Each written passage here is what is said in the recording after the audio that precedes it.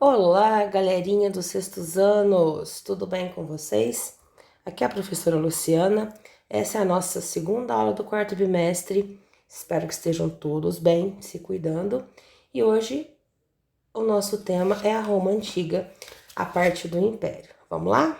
Pois bem, pessoal, Roma, depois que Otávio Augusto, lá no ano 27 a.C., assume o poder, se torna o centro de um vasto império, tá? Um dos maiores impérios que a humanidade já conheceu. A cidade de Roma, então, se torna um modelo a ser seguido, certo? Por todas as outras cidades, possuindo uma extensa rede de estradas, né? Para ligar as províncias, para fazer a comunicação, para fazer o deslocamento das tropas, e as áreas conquistadas por Roma, né, se tornaram províncias, certo? Dentro do Império, essas áreas conquistadas por Roma se tornaram províncias. Haviam dois tipos de províncias: as províncias senatoriais e as províncias imperiais. As províncias senatoriais, elas eram governadas por cônsules nomeados pelo Senado, tá? Porque o Senado, ele não deixou de existir e não tinham tropas militares permanentes. Já as províncias imperiais, elas eram governadas por um chefe militar, tá? De confiança e nomeado pelo imperador. E por falar em imperador, galera, né? Já que o primeiro imperador lá foi o grande Otávio Augusto, ele se torna o centro de tudo, né? O divino concentra todos os poderes em suas mãos, passa a ser cultuado pela população como um deus. Só que tem um detalhe aí, tá? O poder em Roma não era hereditário. E durante toda a história do Império, este poder se torna aí alvo de disputas, né? E guerras civis, porque toda vez que um imperador morria, né, começava-se uma disputa por este poder, tá? Como eu já disse para vocês, as instituições da República, né, formada pelos patrícios lá, pelo Senado, não desaparecem, mas elas tinham que pedir a bênção do imperador, tá? Elas foram submetidas ao imperador e o exército passa a ser uma instituição essencial para a manutenção do poder do Otávio Augusto, para a manutenção do poder do imperador e para a manutenção do Império Romano, ok? Então vamos lá, tá? O Império Romano, né? Ele foi o período de maior esplendor e grandeza da história romana, tá?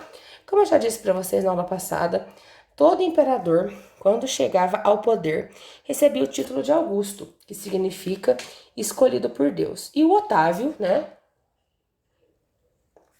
O Caio Otávio, ele foi o primeiro imperador de Roma, lá a partir do ano 27 anos de Cristo, 27 antes de Cristo, perdão. Através desse esquema aqui, ó, da Pax Romana, o governo de Otávio, né, ele atinge uma prosperidade e estabilidade. O que foi a Pax Romana? O Otávio, ele consegue acabar com as guerras civis, tá? Ele consegue acabar com as revoltas dos senadores. Por quê? Porque ele mantém os privilégios dos senadores, ele consegue acabar com as guerras civis entre as populações conquistadas pelos romanos. Aí em tempo, tá, gente? Latim era a língua dos romanos e pax em português significa paz, tá? Então, a paz romana do Otávio foi o seguinte, só para relembrar, recapitulando aqui. Ele mantém o privilégio dos senadores, então não tem oposição dos senadores contra ele, tá? Ele consegue manter as províncias conquistadas pelos romanos quietinhas, tá? Ele emprega a população pobre em obras públicas. Ele valoriza e recompensa o exército, valorizando os legionários, pagando salário, dando terra para os legionários. E quanto aos plebeus, o que ele faz? Uma política chamada, ele reforça, né, a política lá implantada pelo Júlio César, do panis et circenses, tá? Panis et circenses, em latim, é a política do pão e circo, certo? O que é pão e circo? Ele dava um saco de trigo, para os plebeus e permitiu que esses plebeus frequentassem os anfiteatros, como o Coliseu, por exemplo, para se divertirem, né? Então, mantendo a plebe entretida no circo e alimentada com o pão, o Otávio Augusto também evita, né, as rebeliões dos plebeus. Então, a Pax Romana, que envolveu a panis et circenses, ou pão e circo, manter os privilégios dos senadores, dar emprego para os pobres, né, valorizar e recompensar os legionários do exército, faz com que, né, Roma comece esse período aí de prosperidade no governo do Otávio Augusto e carregue este período de prosperidade pelos 2 séculos, ou seja, os 2 séculos seguintes, né, os 200 anos seguintes, tá? O governo do Otávio Augusto ficou conhecido como Principado. Ele recebeu o título de primeiro cidadão de Roma, né? E ele dividiu a sociedade em bases censitárias, ou seja, a classe senatorial, né, os senadores, é quem tinha uma renda anual maior ou igual a 1 milhão de sestércios, que era a renda romana, que era o dinheiro romano da época. E a classe equestre era quem tinha uma renda anual de mais de 400 mil sestércios.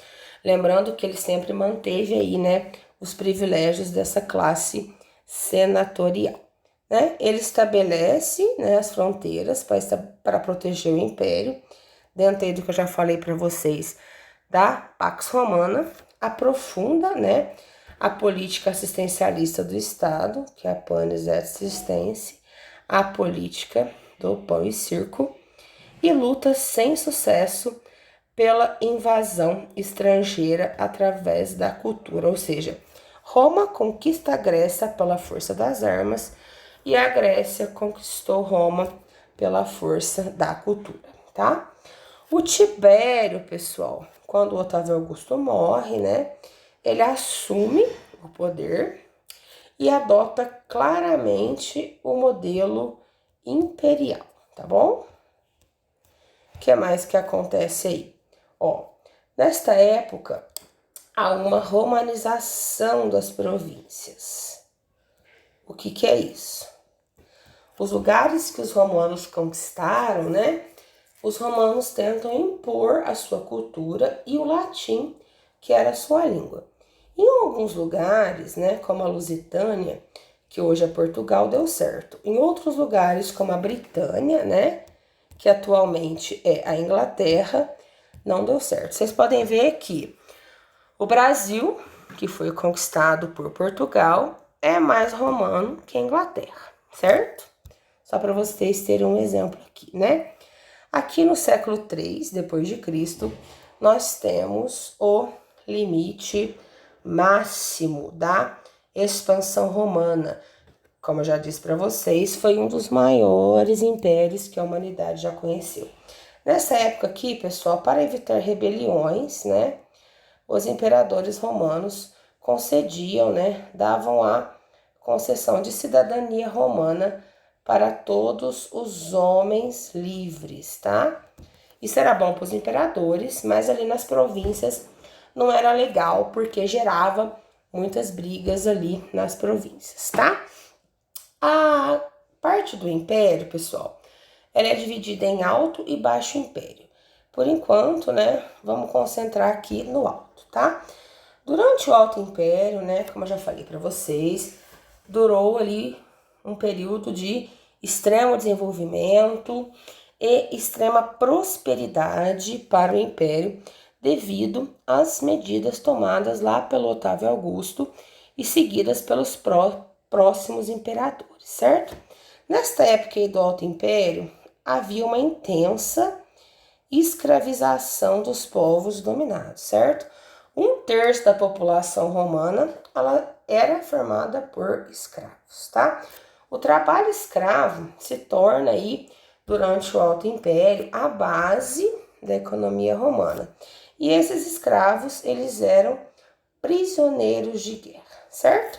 O comércio, né, além do trabalho escravo, era outra importante fonte de renda para os romanos.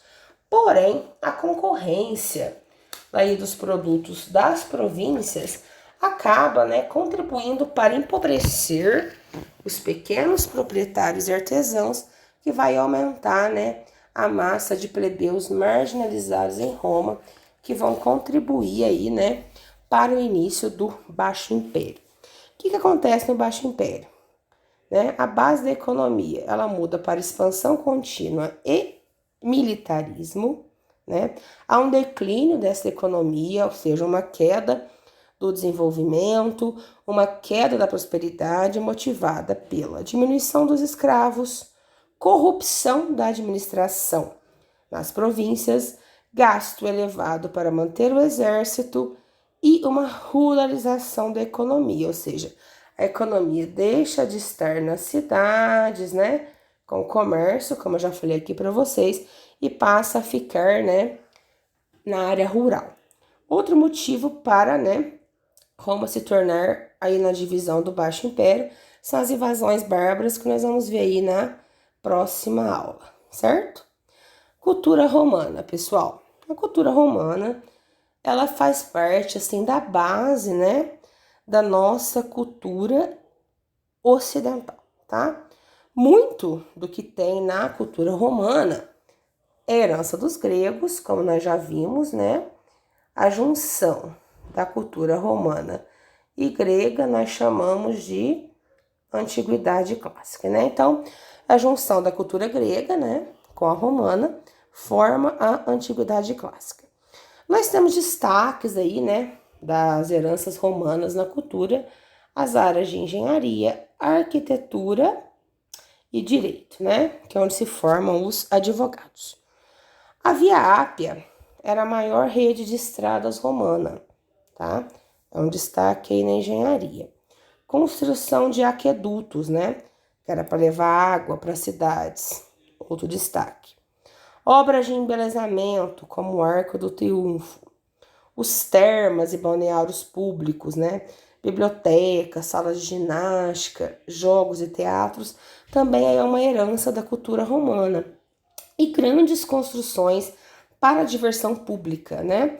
Como o Coliseu, né? Que é uma das 7 maravilhas do mundo moderno, né? As ruínas do Coliseu existem até hoje, anfiteatros e estádios para corridas de biga.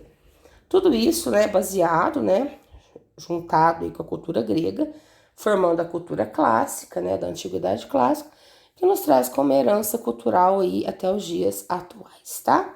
Aqui eu tenho um exemplo, né, do Fórum Romano, que é um exemplo de arquitetura magnífica, para vocês apreciarem. Aqui eu tenho uma maquete, né, de Roma, né, que era a capital do Império e centro do mundo antigo, tá?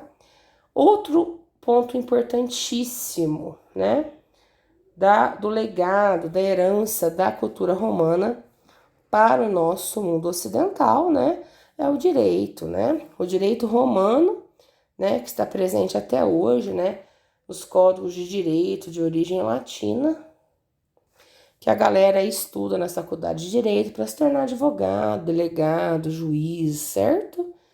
O direito é uma herança romana, tá?